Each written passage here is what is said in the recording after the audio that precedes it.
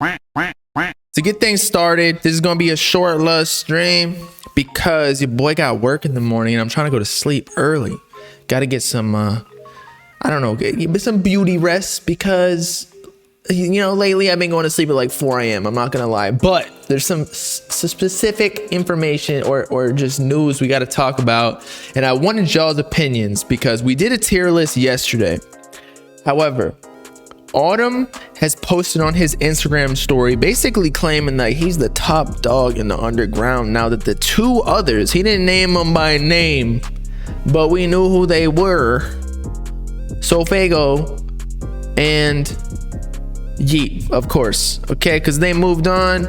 They're not mainstream yet. Well, Yeet he's moving his way to mainstream. Shit, he might even get like the off the record podcast with Academics. If Academics is talking about you, you basically mainstream. But as I was saying, Autumn spoke about like his position in the underground, by which he stated specifically, "My thoughts on my career path always end up with me quitting in the next 2 years or something." Jesus Christ. Bro's gonna quit right when he's signed. Didn't he just sign? So maybe he's doing like a 3 album type jank. We're taking a long break, like way longer than I should be, but I realized yesterday I'm at the top of the underground pyramid now. The other two went to the next level, so now ain't the time to have my head down and be chilling. It's my turn to take over for real. Autumn said this. He posted this on his Instagram story, aka Twin Uzis. Is Autumn the top of the underground? I have the tier list that we went over yesterday right here, and I do believe that Autumn's definitely like he's definitely the top. He's like one of the godfathers of this generation, such as like Summers and others like that. Let me see. Who else would be at the same level as him? Maybe like Ken Carson, Destroy Lonely, Cochise, but he's not really underground. Jace, Can. Again, we already discussed Summers. Lucky, but Lucky's like in his own lane, he's not really within this generation. Yeah, you know what? I'd say Autumn. Autumn's definitely top of the food pyramid right now. I don't know if he's like the top dog though. But he continues, and then we'll discuss further. Like, let's literally be honest. If I was to randomly start dropping every week or two, nobody will be able to keep up except Jace. So y'all can tell him thank you, because after Antag, which is his album Antagonist, I'm flooding. That's why I ain't got no pictures up or none. Don't want notifications. I'm focused on creating a way from all of the opinions and negativity, because when I get back, it's over. Audemars Wick. All right, people. I don't know about y'all, but there are some people who could keep up with him. They just also tend to not drop. Ken and Destroy Lonely they got songs on songs on songs. I bet you all of the underground rappers are recording in the studio just as often as Wick is. Not to hate, but like I saw somebody comment saying actions speak louder than words, where I feel like anybody could say like, if I dropped every single week, like I would be popping. Like that's basically the Yeet method now, the Jace method, the NBA Youngboy method. You flood, at least the beginning of your career, flood the market with your music, and then you will blow up, because the algorithms, like once you got a little fan base, they'll start spreading it. More music just means more reach. Jace is currently doing it right now, and actually I checked his Spotify monthly listeners. Not that that really matters all too much, but I'm pretty sure Jace passed Autumn, like streams wise, just because he has a poppin' song, 556 Green Tips. So because we saw that Jace got like over 1 million monthly listeners, that doesn't necessarily equate to streams, as we've discussed before. Like I'll show y'all right now, actually.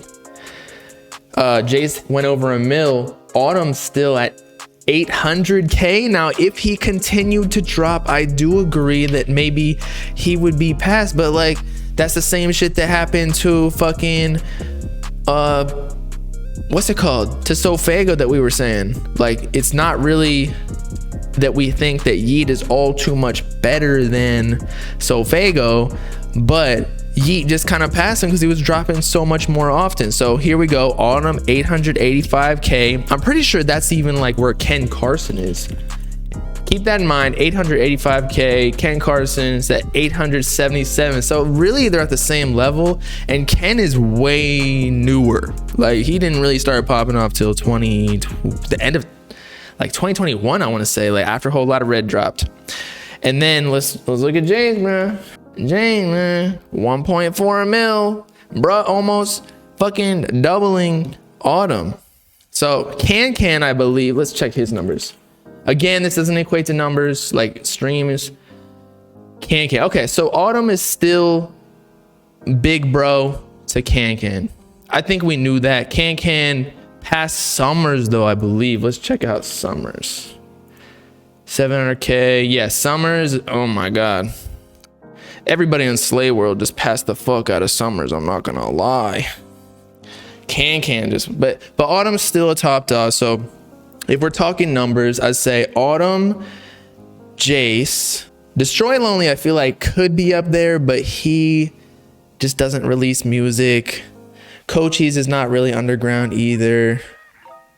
That's about it. And Summers, Ken, Jace, Autumn. So you need to beat out them. And Autumn saying that the other people couldn't keep up with him, only Jace. I don't know, man. They're SoundCloud rappers, so most of their streams are on SoundCloud. I beg to differ. If you check the numbers, I'm pretty sure they get more streams on Spotify. Just because SoundCloud is such a smaller platform. Like once you get big enough, like nobody wants to listen to your music on SoundCloud. At least I don't. Plus SoundCloud is just like a trash platform. Spotify is just way easier. Plus it's got everything else, not necessarily just like underground rap. Because you know, sometimes you want to listen to like, I don't know, the Beatles. I guess you're right. Kobe, SSG Kobe's still there, but I feel like Autumn might categorize him in a different lane as opposed to like Summers, who quite frankly is in the plug and B lane with him. Can, Jace, like they're all kind of in this underground, I don't even know, like not street, but it's more street than SSG Kobe, who's like a pop artist. It's almost like SSG Kobe's with Sofago on that side, but Sofago raps too, so I don't know. But yeah, Spotify got everything you need. Let me see. But as I was saying, it takes a lot more effort to just say, like, I think that Autumn actually has tried to release more music, because if we check his Spotify, he dropped 2 singles for his album, and I don't think that they did all too well. I mean, I wasn't really messing with them, and he even tried. This is no diss or hate towards him, but he even threw in like the Yeet disses, which already, like, you know, that's trying to get views a little bit, trying to get conversation. That's why rappers throw disses in songs. So you look up the Genius lyrics and look up the backstory and like, oh my God, like Yeet fans are even gonna listen to the Autumn song just because they diss their favorite rapper. So Bentley Bentayga was one of them. Jumpin' was another one. Bentley Bentayga released like a few weeks ago, maybe even over a month ago, and it's only got 1 mil. How much does Jumpin' have? Jumpin' ain't got 1 mil. I guess that's still solid. When did that release though? Like, and plus he's signed to a label. Well, I just feel like the numbers should be doing a little bit better, especially with his debut project. I don't know. I could be wrong though. Like just to say, let's just, you know, check something out right here. Yeat's 2 Alive. Everything is over 1 mil. And I think that 2 Alive dropped before or after all of those Autumn songs. Now, granted, Yeat's a bigger artist, but let's even check out Jace. Like this is a good single for a project, and it was on his mixtape, and that's why he dropped the mixtape, to use this single as promotion. 9 million. Granted, again, it dropped way before, but still, like these are like singles numbers if you're really trying to hit your first week sales quota by the label. Yeet got the Zach Bia push. Bro, they're all signed. It's just a matter of like which promotion or method of marketing stuck. Autumn is with Victor, Steven Victor, whatever the fuck his name is. Like, he's close with Uzi. Like, he was trying to get that Uzi feature, remember? And then like Uzi dubbed him. He told his ass off like, nah, I ain't doing that feature. That's why that didn't happen, y'all. Even Can said it in that song. Like, that was cap. Uzi didn't want to do that feature. And Uzi's close with Victor, so he knows, or Steven Victor, so he knows about Autumn. Again, like, anything could blow up. It doesn't really matter who your manager is. It's just the content. If the song bangs, it doesn't matter who you are. That's why sometimes on TikTok, these people be blowing up in like a matter of a fucking weekend. And over a weekend, they're fucking Soulja Boy already. Not fucking him, but they are Soulja Boy, like the status. It's all about quality of the content. That's why I tell people whenever they ask me advice on like how to promote and whatever, I'm like, hold your money, invest it in yourself before you pay all of these media outlets to post blogs and shit that nobody's even looking at. Invest it into your engineering, mixing, beats, all that shit. And then release everything you got, because the more songs and catalog you have, it's just like how Yeet and fucking Russ, they have so much music out that when they finally blow up with the help of the label, they're making all the bread on the back end from the music that the label does not have. Only Bino got the Zach Bia cosign, but it don't matter. Exactly what I'm saying. And don't get me wrong, I fuck with Only Bino, but there's a lot of artists that are co-signed by Zach Bia. I'm pretty sure he manages Slump Sixes, and Slump Sixes, all these people are still clouded. They're just not as up as Yeet is. So it's definitely a factor in your clout level or like how you're doing in the industry, but it's not everything. Your cosign, that's why when I tell people and they're like, you need to network and blah, blah, you need to meet this person outside and blah, blah. I'm like, dude, fuck everybody. I don't care who anybody is. Everybody in the industry tries to suck each other's dicks. Like, meeting so-and-so because he's friends with so-and-so and he's an engineer for blah, blah. And I'm like, dude, I just make videos on YouTube and I feel like a fan base. If you create value yourself, people will want to meet you that you want to meet.